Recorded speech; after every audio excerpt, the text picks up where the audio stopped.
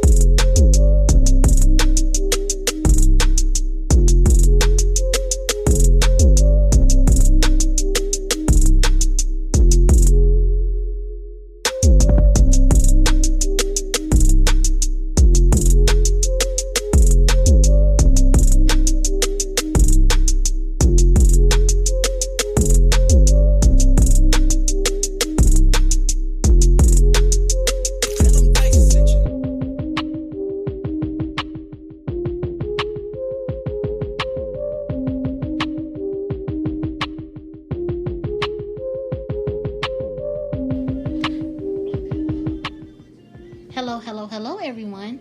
You are live with your host, Shy Soul. We are here with Marina J, aka Marina Chesnut. Hi, how are you? I am great. I'm so glad to have you on the show. You guys, she has a plethora of amazing books. Let me tell you that first. She has so many that are 5 stars. We're going to have a lot to talk about, but we're going to be talking about her latest release. So let's get into that. Okay. So when did your latest release come out and where can everyone find it? Well, my latest release is called Marina Savage. It came out in May, and it's available right now on Amazon. The ebook is 99 cents, and I believe the paperback is up as well for those paperback readers. But I also will be having paperback myself shortly. So if anybody doesn't want to go through the hassle of all that, they can get my inbox, and that will be that. Yeah, you guys, I love her stories. Her stories are amazing.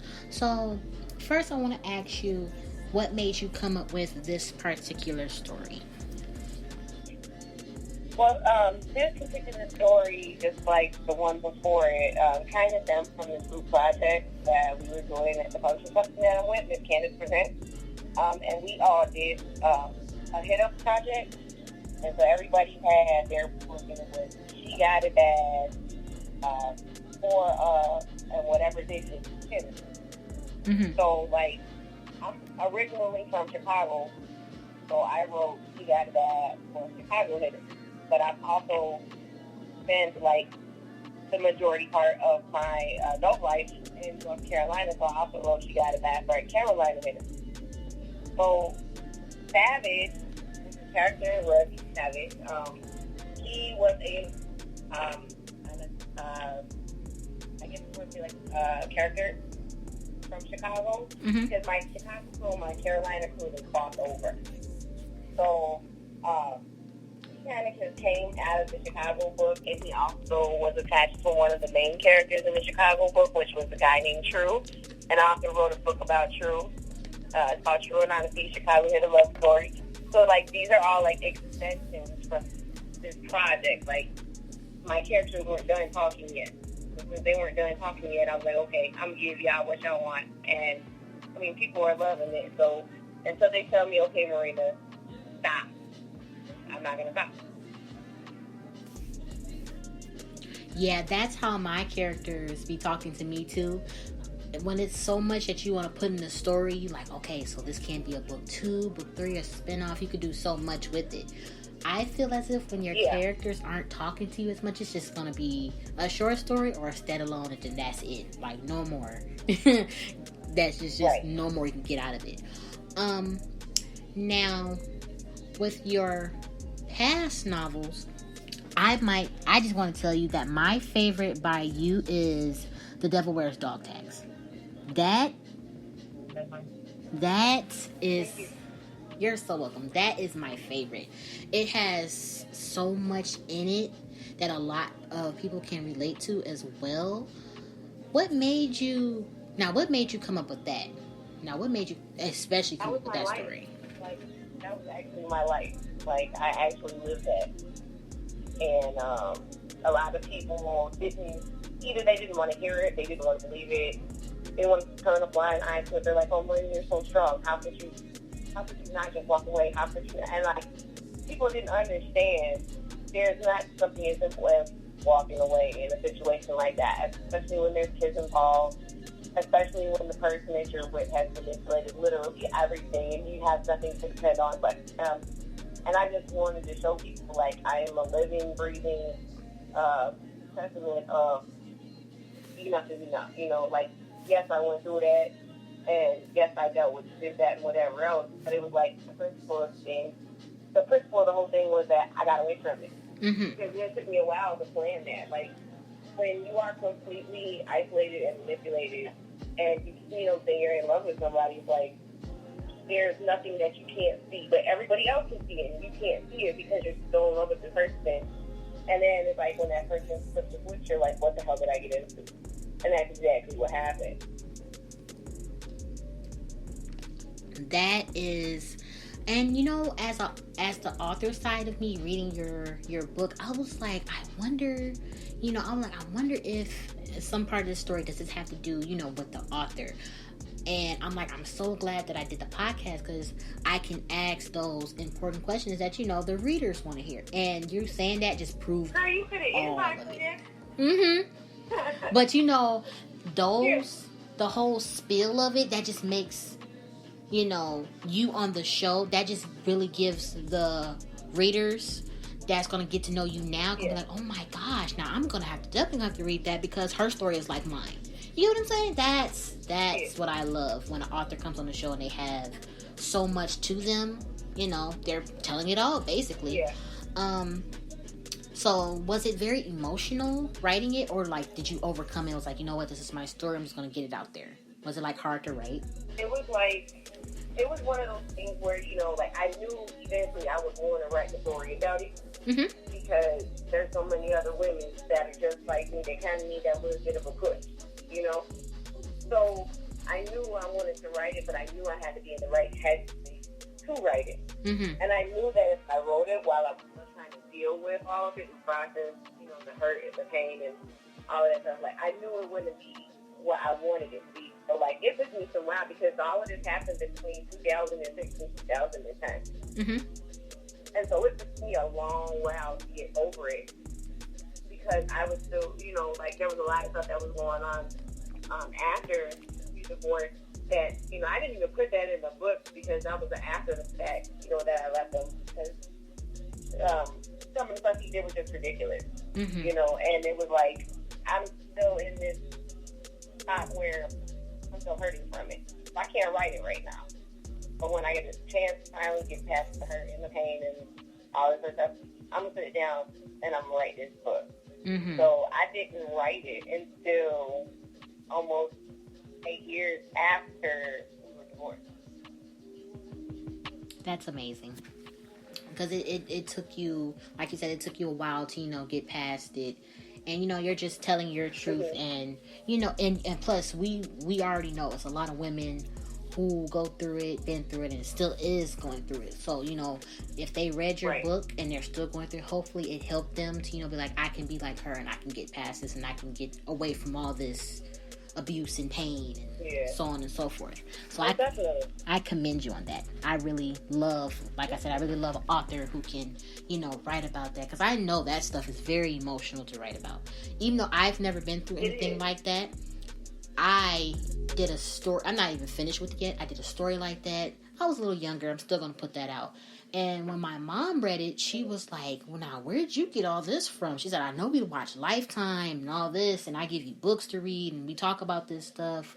I'm like, I just had the inspiration to write the story, and it made her cry. So I already know it. Your story made me cry. So I already know a lot of other women who read the story had the same feelings I did, and I'm young. Like, girl, I'm telling you.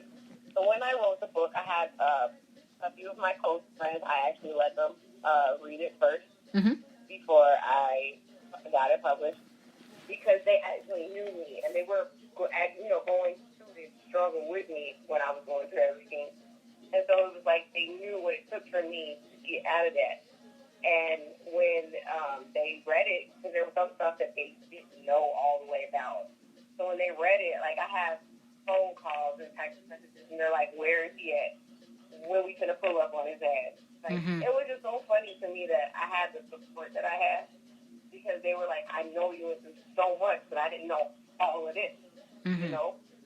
And then to have just completely random people to inbox me or message me, something like that, and tell me, like, I found your book, somebody recommended it to me, or somebody told me about it, and I just, like, it's amazing. It's great. And then, you know, I have some people who was like, there's no way that this character sustained this injury, that injury, and that injury. She went in the ICU. And I'm like, how you going to tell me? I lived it.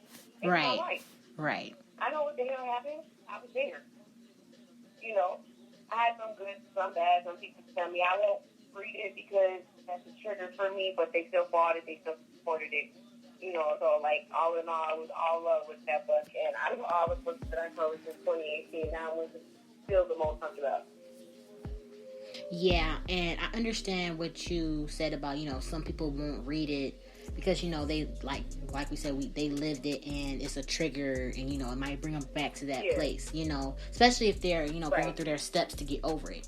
And I've experienced that with my books. I might have like a little, because I know that it's young women, young girls, older women, who are going through it. And I'm like, I'm going to put the little touch of that in my book so they know. One reader, she was just livid. She was like, I can't believe you let her go through this. How could you? I was like, wow. I'm like, in my head, back in my mind, I was like, I pray that she's not going through that, what I wrote. And I kind of felt bad. I was like, maybe I shouldn't have. But the other side of me was like, you should have, because, it's going to be other readers who are going to be like, I applaud her for putting this in, and I'm glad the character was able to, overcome that and, get over it. Because what you write, a lot of people, you can't please everybody with your writing, but most of them you can, because it's going to touch their heart in some way. Yeah.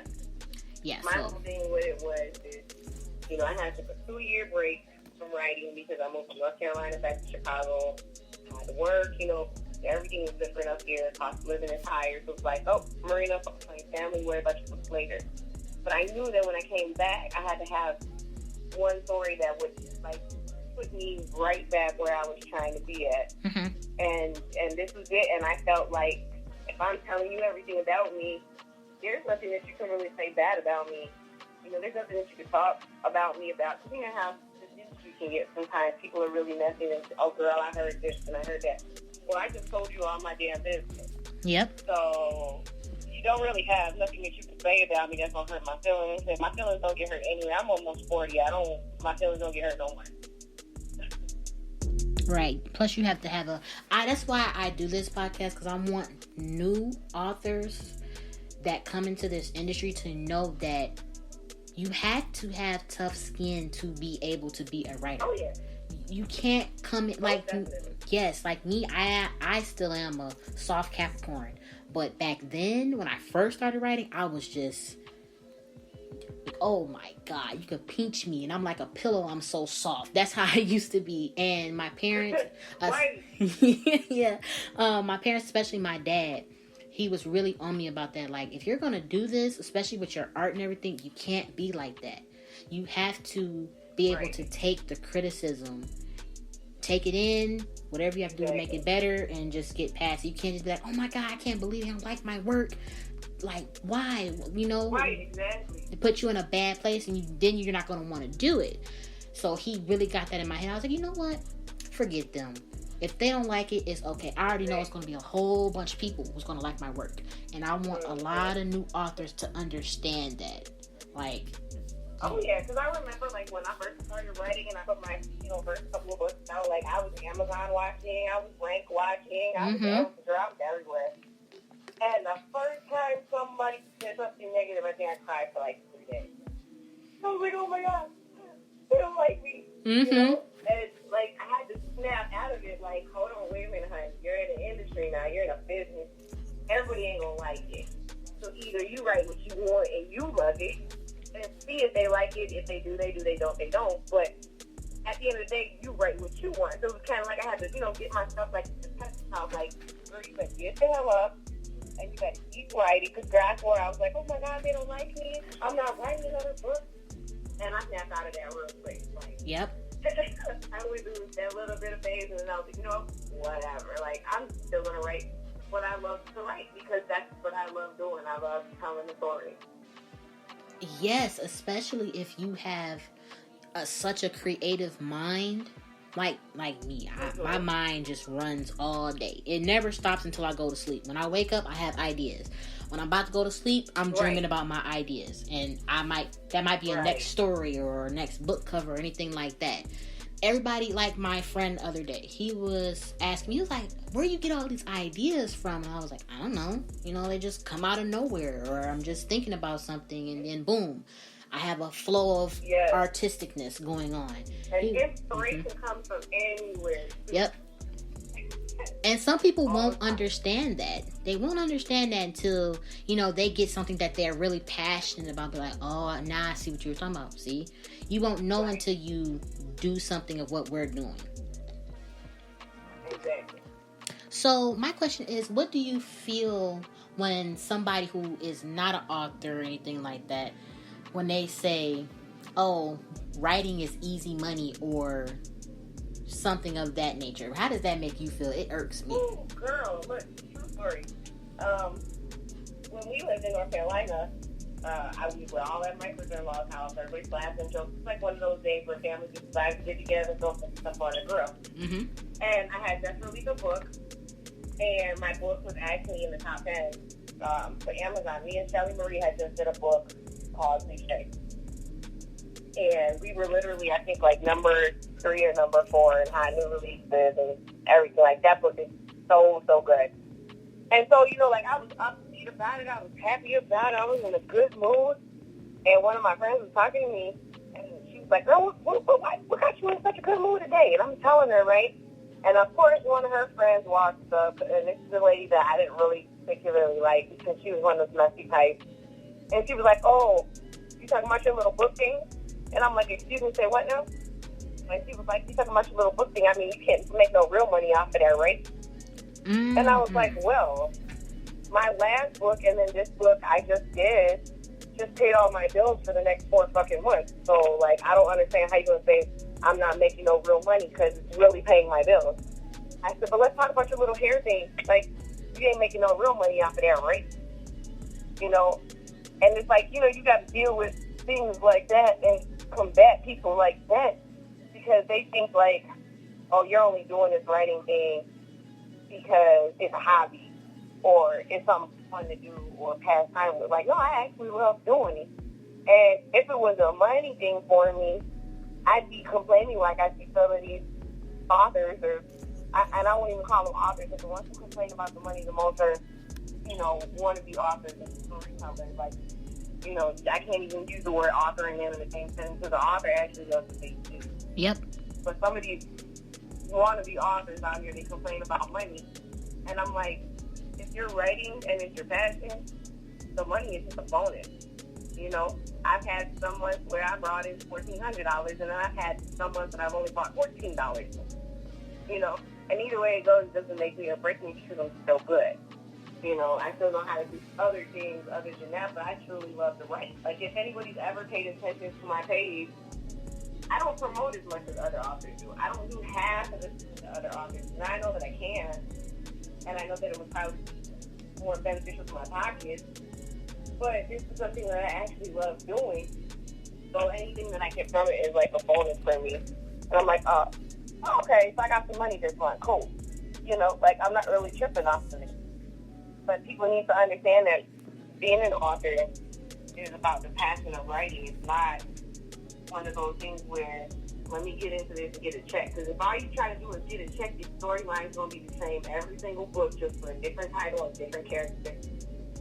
And people going to eventually start talking about how you're using the same watered-down ass storyline in each book. You just changing the names to the people and the locations, and that's it. Yep. And I'll never do that because all my stories are different.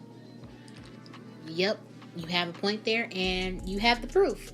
You know, I've been saying this for as long as I had this podcast, and I said from time to time on my Facebook and social media.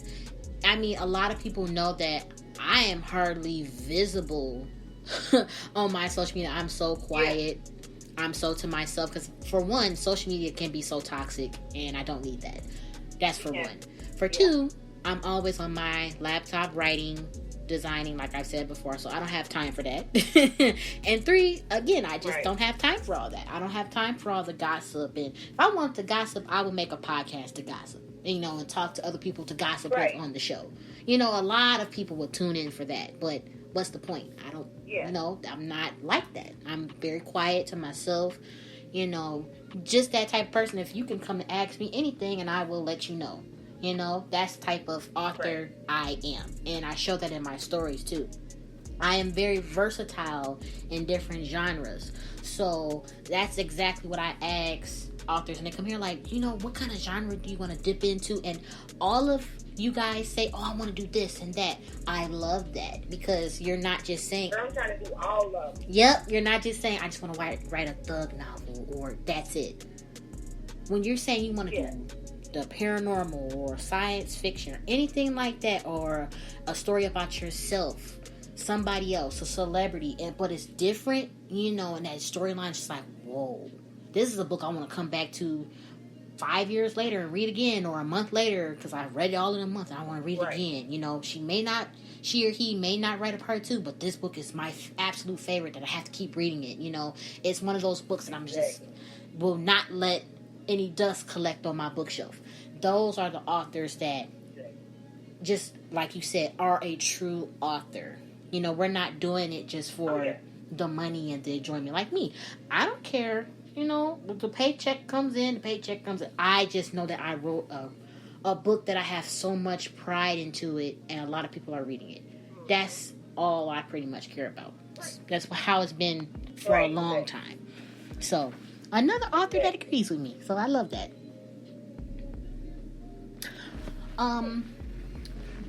Do you think someone could be a writer off their emotions? If they're sad, they write a sad story, so on and so forth. Are you that type of author? Do you think any other author can be that way? I know I am. I put a lot of emotions. I've read like a few books from a few authors, and like you can tell what type of mood they're in based on the story, and it's like sometimes those emotions work really great for you. Mm-hmm. You know what I mean? Like sometimes when you're feeling a certain type of way, that works for your book, because not only is that emotion fueling you to write, but it's also making for a part of that storyline. And like me, like when it kind of depends on what type of scene or what type of story that I'm writing. So like if I know I gotta go write this love story or something like that, like I just kind of like draw off of like a lot of music. Of course, the relationship between me and my husband, because like if that's not love, then I don't know what is, because he and I have been married 10 years. I have 6 children, none are biologically, and he's been here since my baby boy was born. So like, like that's my major inspiration for any type of love story. But it's like everything that I know that is love or is about love to me, I will put that into a love story. Now, if I'm like writing like some hood type stuff or whatever, like it ain't nothing for me to sit in my window and watch what's going on in my neighborhood sometimes, or go sit somewhere in somebody else's neighborhood and people watch, because you can find out a lot of things, a lot of inspiration from things that are around you, things that people say, things that people do, and like that's the type of writer I am. Like I like to watch people. People think it's creepy. I think it's motivation, but there's a lot of stuff that I've used in my book. Of the things that I see other people say or do, or how other people have acted, and it's kind of like whatever mood I'm in, it dictates the storyline for me. So I think like emotions are good when it comes to writing a book. I love that. You're gonna keep hearing me say that, because I love when I can connect with another author and be thinking the same thing. You hit everything that you just said was everything I was just thinking. That's really how I am. If I'm in a mood to write a romance, because maybe I watched Love and Basketball one too many times, or maybe I finally watched a new black romantic movie that I never seen before on Netflix or somewhere else, and I'm like, ooh, that just gave me some inspiration. Or I'm not rarely feeling too sad. I'm always in a good mood all the time. So for me to write a sad book, I'm going to listen to some sad music. That's one thing that helps me. I'm going to listen to some depressing music and be like, oh my God, I'm in my feels. Let me go write this book to get somebody else in their feels. That, and then me, I'm a drama queen. Somebody going to die in the story. That's just how it's going to be. I'm sorry. If everybody tells me, it's like, I think my signature in my book now is, I am a queen of killing off character when you didn't expect it. Mm-hmm. I really am.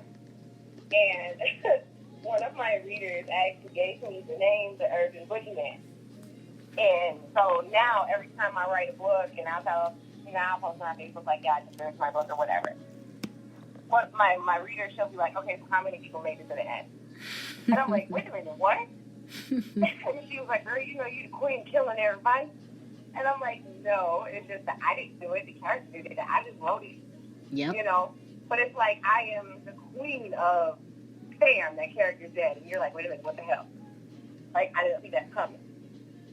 And so it's like, it's one of those types of things that when it comes to my writing and everything like that, that it kind of, you know, makes me feel good as an author when the readers come to me and they tell me, like, here's your new name.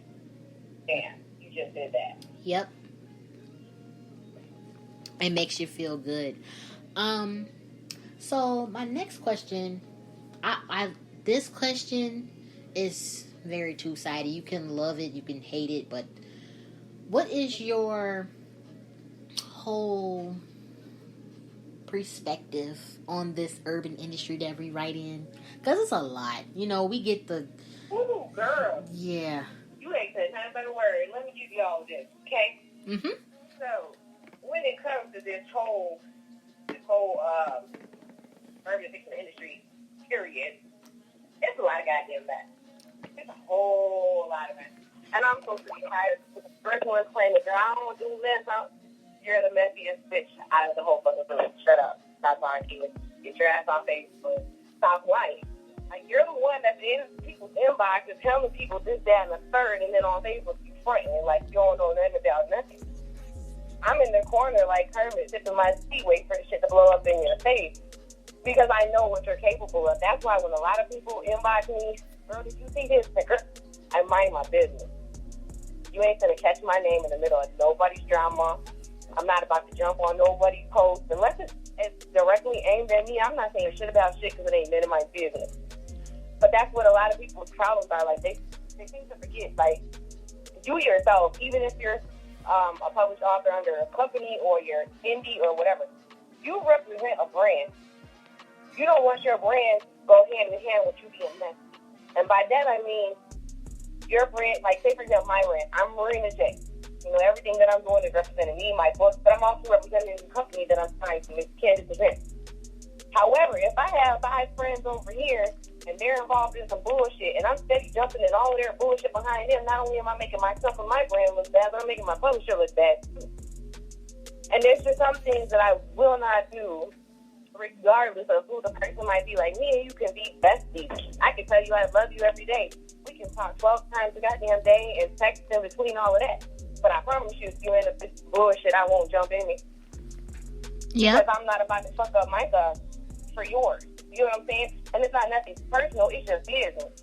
Now, personal side, oh yeah, I'm the ratchet friend. I'm the motherfucking friend that'll be like, hey girl, see what that bitch said about you? I'm that friend. But business-wise, I'm not about to ruin my reputation or my brand or nothing. And I've had several friends end up in some very public beef with other, you know, authors and stuff like that. And like, they're like, girl, did you see this? And I'm like, I saw it. Oh, why you didn't say that? It ain't my fucking business. You know, and I had to explain to them, like, you want a real friend, right? A real friend who's going to tell the real truth, be honest with you, to tell you what you need to hear, not what you want to hear. I still got my own shit to protect. If I jump in your beef, everybody's going to always see me with you, your work with my work. I'm not trying to get fucked up because of what you're trying to do. If you want to go down, you know, like that, you can do that. And that's all on you. But me, I'm not going to do that. Now, if it gets personal, and if some shit said, like, about a person's kid or something like that, then I won't even hesitate to jump in it, because I feel like kids are off limits anyway. There's a lot of messy-ass people who will do that. When they don't got nothing else to say, no ammunition to shoot at you, and nothing like they'll try to come for your kids or whatever. That I will always jump in. But for the most part, I stay out of everybody's shit. I might laugh at some shit, I might go through the comments if I can read. But it's a lot of damn mess. And a lot of people who don't know how to mind their damn business. Mm-hmm. And that's what it all really boils down to. And, like, I've had this discussion with several different people, like, why do you think they look at us, urban fiction authors, the way that they do? Why do you think that we can't break out into mainstream publishing the way that white authors have? You know what I mean? Like, there's a difference because we're beefing over dumb shit. But these folks ain't worried about each other. They're really not. And, like, I don't know if how folks pay attention to like book stuff and everything like that when it comes to mainstream publishers. But like a few years back, there was this white author named Don Wilson, and he wrote this book called The Cartel. Mm-hmm. Now everybody knows the name of the title of The Cartel is synonymous with Ashley and Jaquavius.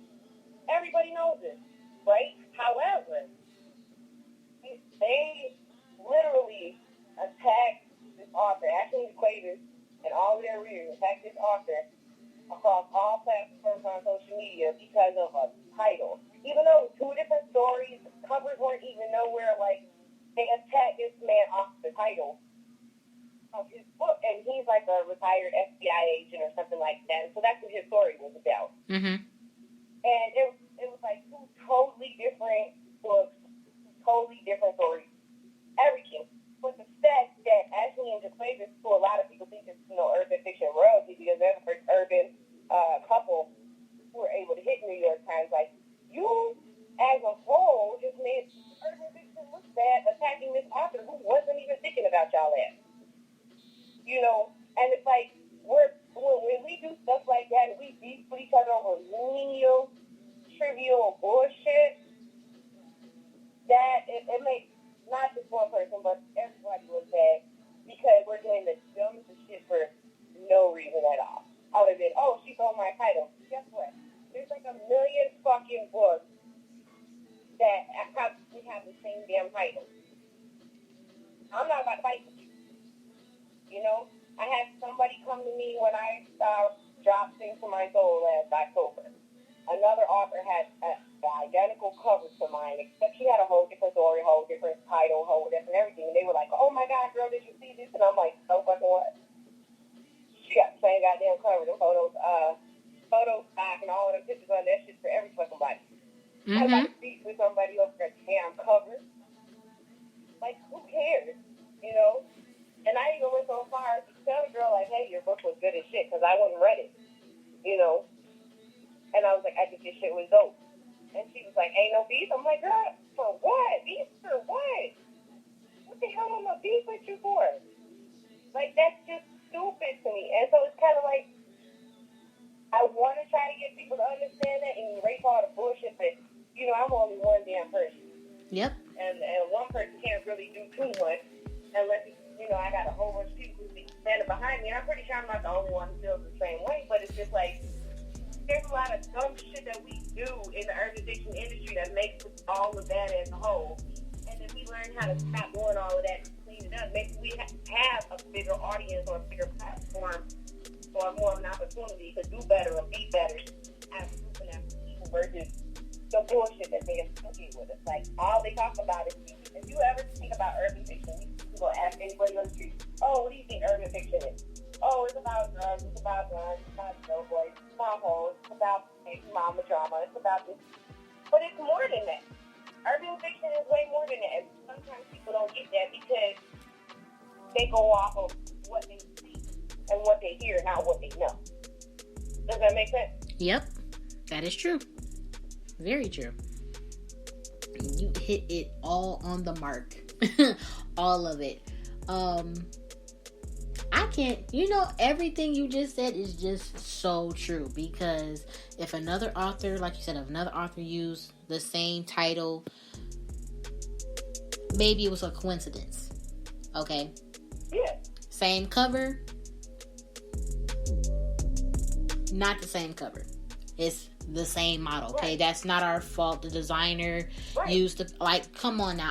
Me as a graphic designer, I have seen so many of the same pictures from Big Stock, Deposit all of that. They have mostly all the same pictures on the just different platforms, Oh, yeah. And we can't help. The only way we can have different pictures is if us as a graphic designer knows photography skills and we take our own pictures, get our own models, all that. There's a graphic designer, and I love her so much. She does that. She takes her own pictures, all that. She literally gets models and takes her own pictwill have your cover bomb.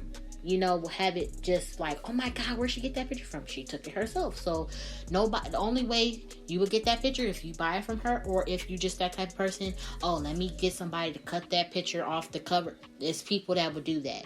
Then you have the people who plagiarize and actually steal a story. Now that's when you have a problem. When you actually stealing somebody's story or intentionally copying off their book cover where it literally looks the same. That's the difference that's when you go to Facebook and be like, I can't believe. But there is a way where you can do it professionally. But if somebody is intentionally doing and bashing you just to be, a troll, that's when you take it to Facebook. There's no more doing it professionally after that. When you're stating that you intentionally did it, you don't care, you're going to get money, who's going to know I stole your book? I've been through it, so I completely know, and I handle it professionally. I didn't go blasting the person. I handled it the right way. Went to her publisher. Her contract got terminated. It is what it is. Who got the short end of the stick? You did, because you chose to steal somebody's story and blatantly lie about it when the proof was just right there. That's the difference. Not when you just trying to go after somebody to get likes, shares, comments, the clout. That's what I don't like. When you just go after somebody just because maybe the publisher said, oh, if you do this, you're going to get so many sales on your book and it's going to beat their book. People do that. That is shady, but that's what marketing it's in all the industries. That's what the marketing is, like the beef, all that. That's going to get you both, maybe even both writers, graphic designers, the sales that they need. Or it's just going to make you look like a complete asshole. It's one or the other. Oh, yeah. Everybody's not going to like all that. Exactly. So, you pick and choose who you want your following to be, but everybody's not going to be down with that. Not at all. Exactly. Exactly. Like, I got people on my friends list right now, and it's like, oh, you're friends with such and such. I don't like that bitch. I'm like, okay, and what's your point? Like, you might not like her, but guess what? She read all my shit. So, just because you don't fucking like her, does not mean I'm going to stop dealing with her because she supports the hell out of me. You get with program, carry your ass the fuck on. Like, I don't do all of that. Oh, I don't like such and such, so you shouldn't either. Fuck what you talking about. I'm the type of person, I am not going to judge another person by what somebody tells me. I want to keep it myself. I've always been that way. I'm never going to change.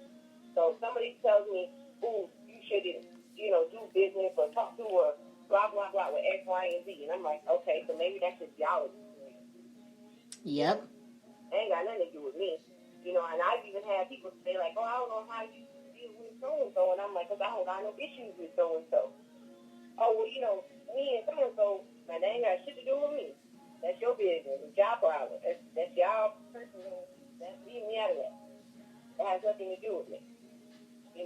That's why I don't get involved in nobody's personal shit. Like, there's like maybe literally a handful of people besides my family members that actually have my phone number that I'm actually close with that are on my Facebook page.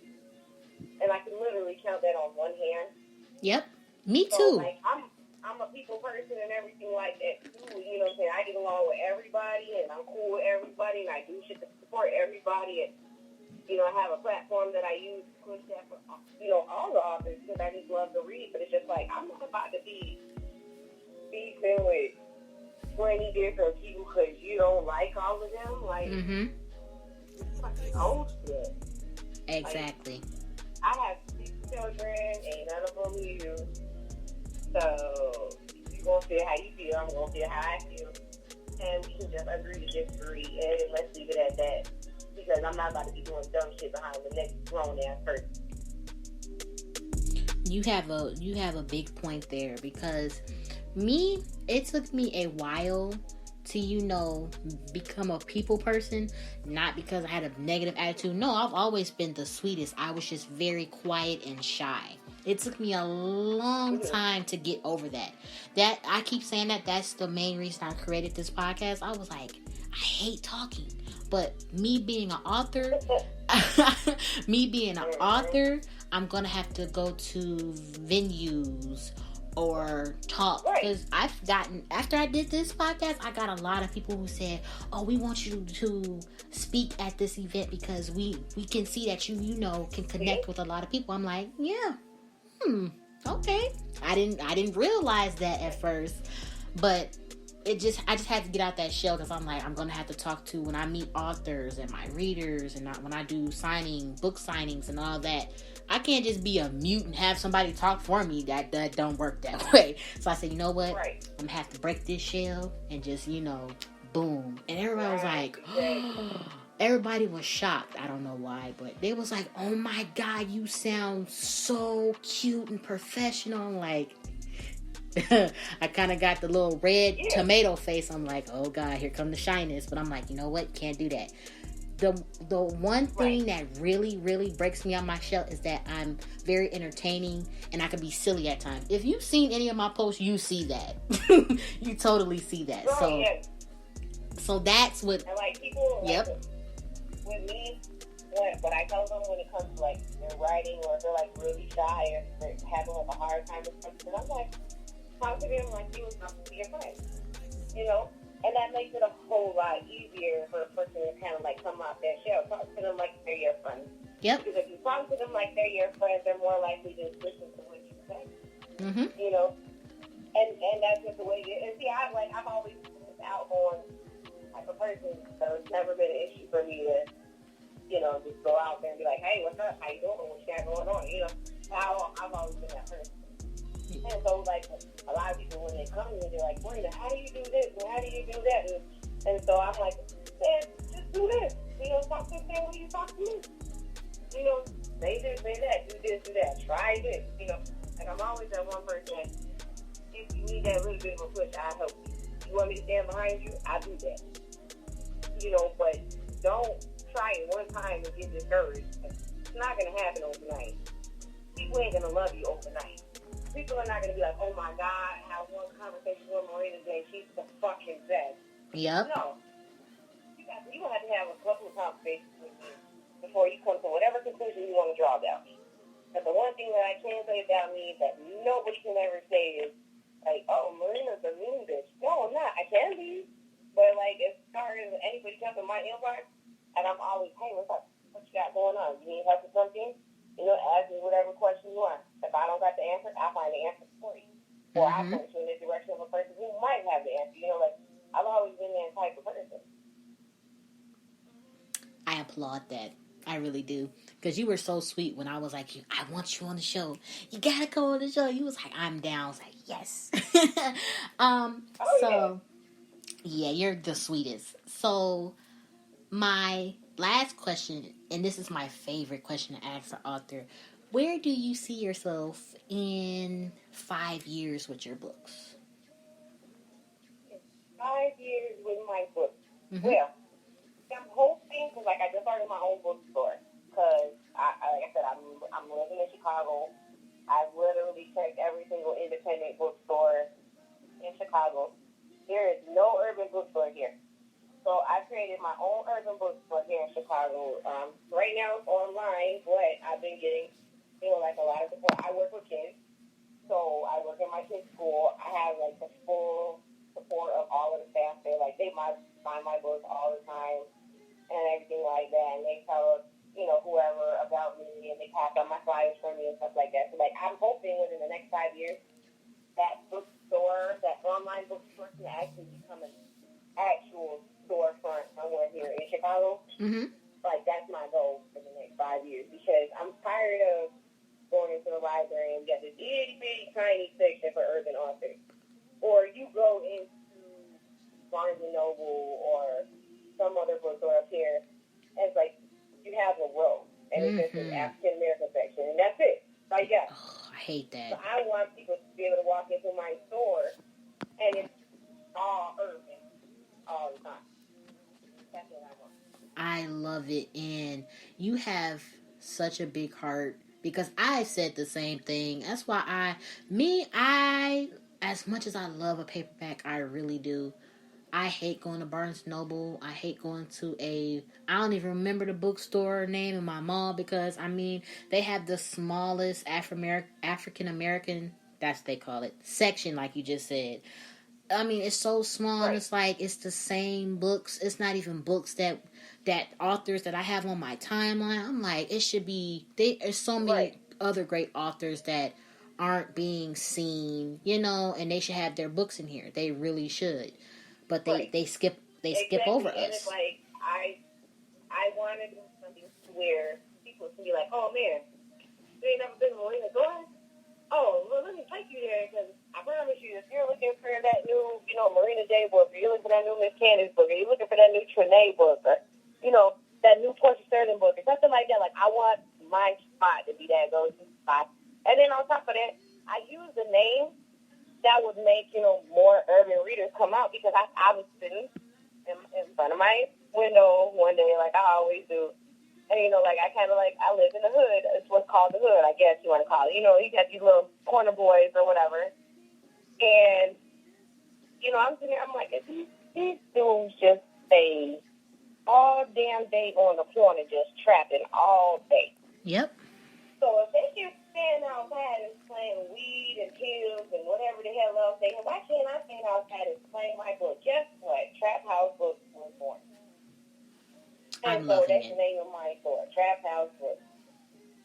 I'm loving it. As soon as it opens, I'm be like, Ma, we going down there. I want to go to her grand opening.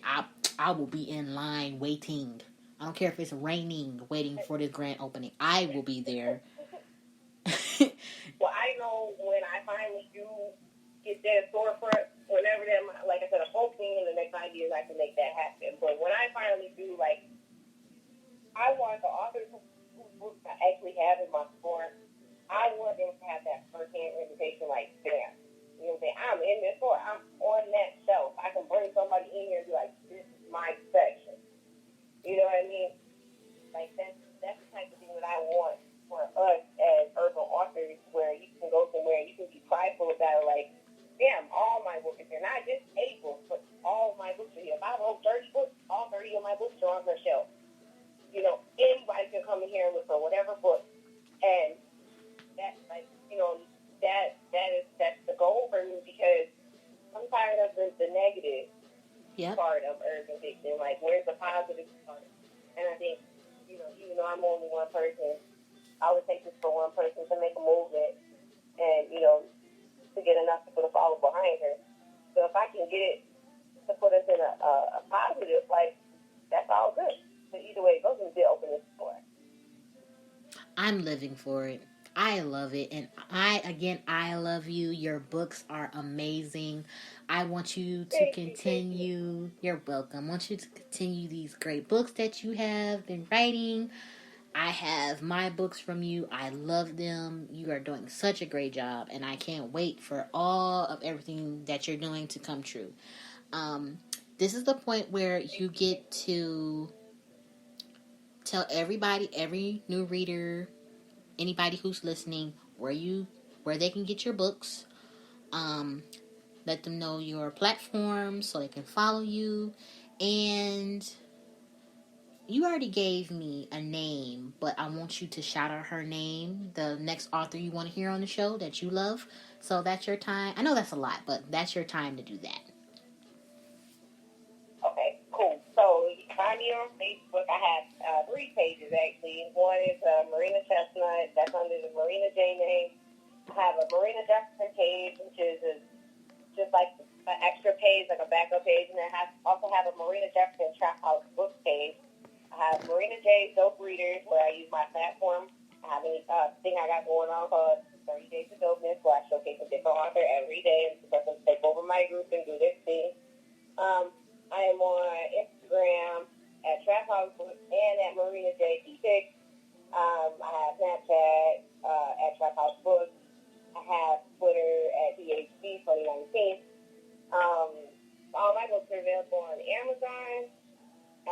They're also available through traphousebooks.com, which is my website. And I also have paperback copies that I sell in my city. So if you're local in here in Chicago, then you can easily hit me up in my inbox, and I'll make sure you get your copy signed, sealed, and delivered to you. I think I covered everything. I think I got everything. I think that's everything. Yeah, and an author that you would like to hear on the show next. Yeah. And Teresa Ann, author Sia. Okay, great. I will be in I believe contact. that's the name that I gave you. Yeah, I think it is. I'll just check that. And I will definitely be in contact with her right after this show ends. I always do that. I'll be in the inbox quick as I don't know what. Friend requests and everything. And I'll be harassing like, next author wants you on the show. And like, she is the queen of Patty. She is Queen Patty. So be ready for her bullshit. Oh, that's gonna be fun. So I will definitely get in contact with her. I love having you on the show. I will have you on the show again. Definitely will. Thank you. Yes, anytime you want. Yes, just be on me posting the on the like page when you have a new release, and I will be on you like we gotta talk about it on the show. I love you. Cannot wait to hear from you again. Oh, love you back. Well, I appreciate you. No problem. I love you. She loves you. Have a great night. Love you guys. Bye. All right. Bye.